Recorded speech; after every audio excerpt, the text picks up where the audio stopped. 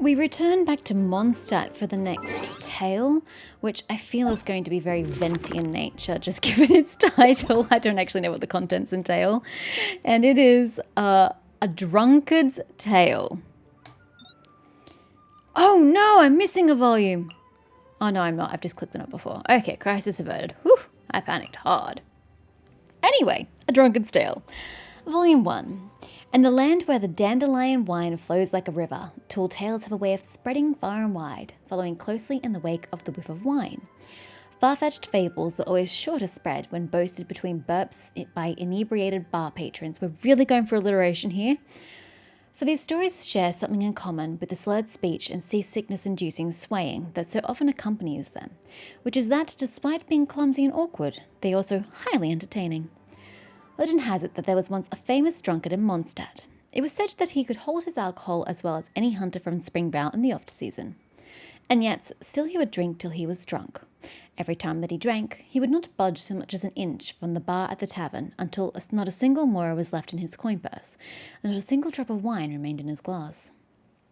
One night, this drunkard was doing his best to stumble home after a particularly satisfying session of especially heavy drinking. A combination of his spinning head, blurred vision, and zigzagging stride served to navigate him towards a forest populated by wolves. Where does he live? Is he from Springvale? Or was he from Mondstadt? I'm not quite sure how he got to a forest populated by wolves when he was drinking in Mondstadt. Where was he going that he got so lost in his drunken state? Today, of course, Wolfendom is presided over by the great Wolf King of the North, and the ominous atmosphere that emanates from inside the forest is sufficient to deter most sober-headed visitors from approaching the area. According to the elderly hunters, the Wolf King gathered the spirits of the wolves there to prevent outsiders from trespassing into territory where they are not welcome. But this was an age long before the Wolf King, and the North Wind had descended upon that forest, bringing order and peace to the wolven race. At that time, the forest was a perilous place where wild wolves fought for survival. A fierce blood feud between wolves played out deep inside the dense foliage. Concealed from view and unbeknownst to any human, they liked to use the word foliage in these books. Least of all to the drunkard, who had by this point managed to transport his drunken self quite some distance inside the forest. He stumbled forward in the darkness with that dogged determination that only drunkards possess, deterred neither by the tree roots that would trip him up every few steps, nor by the straight branches that would slyly slap him in the face from time to time. I don't think it's very sly, but sure. Before long, a pair of green eyes began darting through the forest, their gaze fixed on him, tracking his every move.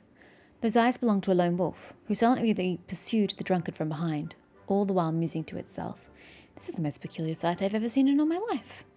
Yes, that's exactly how my wolf sounds. No one had dared set foot in the wolves' forest in hundreds of years, be they a knight clad top to toe in shining steel armour, or a desperate fugitive dressed in rags. Even the callous nobles refused to exile their slaves here, for fear of inciting the wrath of the wild wolves and bringing unwanted trouble to their own territory. And yet, this old fellow dares to stroll in here all by himself. How very strange indeed. This is a very loquacious wolf. The lone wolf pondered the strange phenomenon as it followed the drunken intruder through the forest, doing its best to ignore the stench of alcohol that was wafting its way. Oh, your poor little sensitive nose too. That can't be too pleasant. Volume 2. It is a well-known fact that wolves have a far keener sense of smell than humans. Oh, this is where we're actually going. Another way of putting this is that their noses are much more sensitive. Little wonder, then, that the stench of alcohol emanating from the wolves' now historically intoxicated prey was quite stifling and caused tears to well up in his eyes. "A woo," the wolf thought to itself. Having been born in the wilderness and grown up in the forest, the wolf had never had any contact with human civilization before this night, and though it had once caught the faint scent of wine wafting across Cider Lake, it did not know the scent's origin, less still understand the significance of that substance to humankind. Perhaps this peculiar fellow is a relative of the skunk, for it seems that he discovered my presence quite some time ago, and now means to poison me in an effort to secure his escape. The wolf pondered this possibility as it braced itself against the onslaught of alcoholic fumes, picked up its pace, and discreetly manoeuvred its way into the drunkard's shadow, the perfect vantage point from which to inspect its prey. The wolf is a creature of caution and calculation. The drunkard, meanwhile, is a different sort of creature entirely. And yet, though wine tends to dizzy the mind and dull the senses, it sometimes affords its consumers the curious capacity to detect the subtlest of changes in the direction of the wind. Perhaps this could explain how a bumbling drunkard, fumbling through the forest, was suddenly able to discover the presence of a wolf that had been stealthily following him the entire time. Or perhaps the alcoholic fumes given off by the drunkard were sufficiently potent to diminish the wolf's mental acuity, to the point that the wolf became less mindful of the terrain beneath its paws, the resulting sound of snapping twigs thus alerting the prey to the predator's presence. As beautiful an image as that conveys, no. I don't think the alcoholic fumes coming off the drunkard are enough to get something else secondhand drunk. It just doesn't work that way. It isn't like passive smoking. It doesn't work that way. Who's that? Don't suppose you know which way to the toilet is by any chance? The bumbling drunkard rubbed his bleary eyes. Foul-smelling human, snarled the wolf. Who are you, and whence proceeds your stench? The wolf flared its nostrils, bore its fangs, and growled. Not only was the drunkard unafraid when he heard the wolf's gruffly voiced threat, but he even became quite animated. My friend, the drunkard replied, clearly I've offended you somehow. Sorry about that. But anyway, Mondstadt tradition says you're not allowed to be drunk and bored at the same time. So, here we are, out in the woods on this glorious moonlit night. How about I tell you a story? His proposal was promptly punctuated by an almighty belch. Oh, he's an absolute keeper. Before this point, the wolf had had no intention of listening to the belching buffoon's drunken ramblings. In fact, it was poised to deliver a fatal blow to its prey by lunging for the neck, sinking its fangs in and tearing its throat clear out. But the drunkard's belch blasted a further bout of fumes in the wolf's direction, assailing its nostrils with such force that it ruined the wolf's appetite entirely. Grudgingly, the wolf agreed. Perhaps I'm not so hungry after all. Let's see what a nonsense tale you have to tell. The drunkard stretched out his arms and let out a loud yawn, disturbing a few dandelions in the process. Dandelions? There are no dandelions in Wolfendom, are there? Maybe there is. And with that, the drunkard began to tell his tale. Oh, do tell. Oh gosh, this thing's massive. Volume 3. Legend tells of a lone wolf that roamed a barren wasteland far, far away. Once, he had been king of his pack, leading them in the hunt, in battle, and in the search for a home. Now, the sole remaining legacy of those days were the scars that covered his body. He had led the way as they ran across open plains, navigated through abandoned ruins, and passed through the domains of monsters and the Seelie. The wasteland was a cruel place. The Wolf King grew older with each passing day, and the other wolves gradually dispersed. As time went by, the wolf pack's history faded into distant memory, until finally only the aged Wolf King remained, the sole survivor of its pack. This wasteland is said to be a land beyond the dominion of deities, inhabited only by the grotesquely ghostly remains of fallen gods, where the former palaces of the Seelie now stand empty. So when the solitary old wolf passed by a grey palace and heard the sound of music coming from within, it caught its attention. Never before have I heard a sound so pleasing to the ears, whether it be a song of bird or insect, that it stays the pangs of hunger in my starved stomach as this tune does. Intrigued, the wolf stepped inside the grey hall, trod across the overgrown weeds, and passed by a broken sarcophagus, on which a portrait of the deceased ruler was still clearly visible. It's a trap, wolf! Use your brain! Finally, he came to an inner room, where he saw a fair maiden strumming at her instrument. Her skin was ashen white, and her head was bowed down, her slender fingers gently stroking the fragile strings of the lute as she played a long-forgotten and mournful melody. That is a very long sentence.